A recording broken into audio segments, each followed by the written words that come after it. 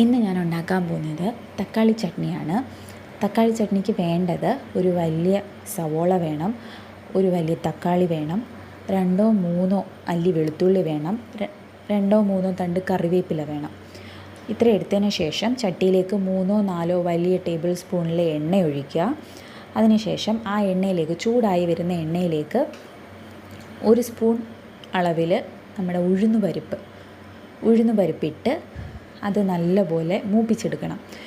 നല്ലൊരു ബ്രൗൺ കളറാവണം. ആ ബ്രൗൺ കളറാവുമ്പം തന്നെ നല്ലൊരു മണം വരും. അത്രയും മതി. ആ ഒരു മണം വരുന്ന ആ ഒരു ടൈം വരെ നമ്മൾ മൂപ്പിച്ചാൽ മതി.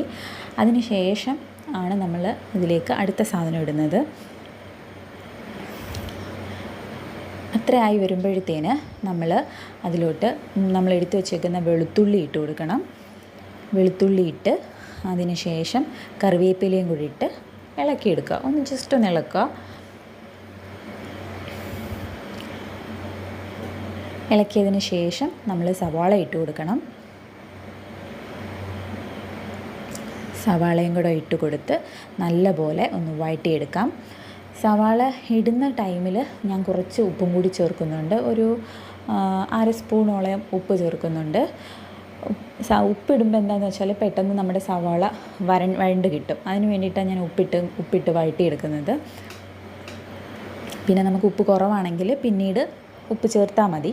ഇപ്പം നമ്മൾ സവാള ഒന്ന് പെട്ടെന്ന് വഴണ്ട് കിട്ടാൻ വേണ്ടിയിട്ട് ഉപ്പിട്ട് ഒന്ന് നല്ലപോലെ ഇളക്കിയെടുക്കുക. അതിന് ശേഷം നമ്മൾ മുറിച്ച് വെച്ചേക്കുന്ന തക്കാളി ഇട്ട് ഒന്ന് നല്ലപോലെ അത് വെന്ത് ഉടഞ്ഞ് വരണം തക്കാളി.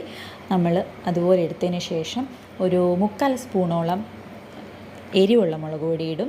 1/2 സ്പൂണ് നമ്മുടെ കാശ്മീരി ചില്ലി പൗഡറും കൂടി ഇട്ട് അതിൻ്റെ പച്ചമണം മാറുന്നത് വരെ ഒന്ന് ഇളക്കിയെടുക്കണം. ആ സമയത്തെല്ലാം തീ ലോ ഫ്ലെയിമിൽ വെച്ചിരുന്നാൽ മതി. നല്ലപോലെ ഇളക്കി എടുത്ത് നല്ലപോലെ വഴണ്ട് വരണം അത്. അതിനുശേഷം നമ്മുടെ മിക്സിയുടെ ജാറിലേക്ക് അതിട്ട് നമ്മൾ അരച്ചെടുക്കുകയോ ചെയ്യേണ്ടത്. ഇതിപ്പം നല്ലപോലെ ചൂടാറിയതിന് ശേഷം മിക്സിയിൽ അരച്ചെടുക്കാവൂ. ഇപ്പം ഞാൻ ഇട്ട് വെച്ചെന്നേ ഉള്ളൂ. ഞാൻ ചൂടാറിയതിന് ശേഷമാണ് അരച്ചത്. ഇതേപോലെ ഈ ഒരു പരുവത്തിൽ നമ്മൾ അരച്ചെടുക്കണം. ഇത്രയായാൽ തന്നെ നമ്മുടെ തക്കാളി ചട്നി റെഡിയാവും. അതിനുശേഷം അതിൻ്റെ മുകളിലൊരു താളിപ്പും കൂടി ഒഴിക്കാം. 2 സ്പൂൺ വെളിച്ചെണ്ണ ഒഴിച്ചിട്ട് അതിലോട്ട് കടുക് പൊട്ടിച്ച് അതിലോട്ട് ഒഴിക്കുക. നമ്മുടെ തക്കാളി ചട്നി റെഡിയായി. ഇത് നമ്മൾ ദോശയുടെയോ ഇഡ്ഡലിയുടെയോ കഴിക്കാവുന്നതേ ഉള്ളൂ. എല്ലാവർക്കും ഇഷ്ടമായെന്ന് വിചാരിക്കുന്നു. സബ്സ്ക്രൈബ് ചെയ്യാൻ മറക്കല്ലേ, ഷെയർ ചെയ്യണേ.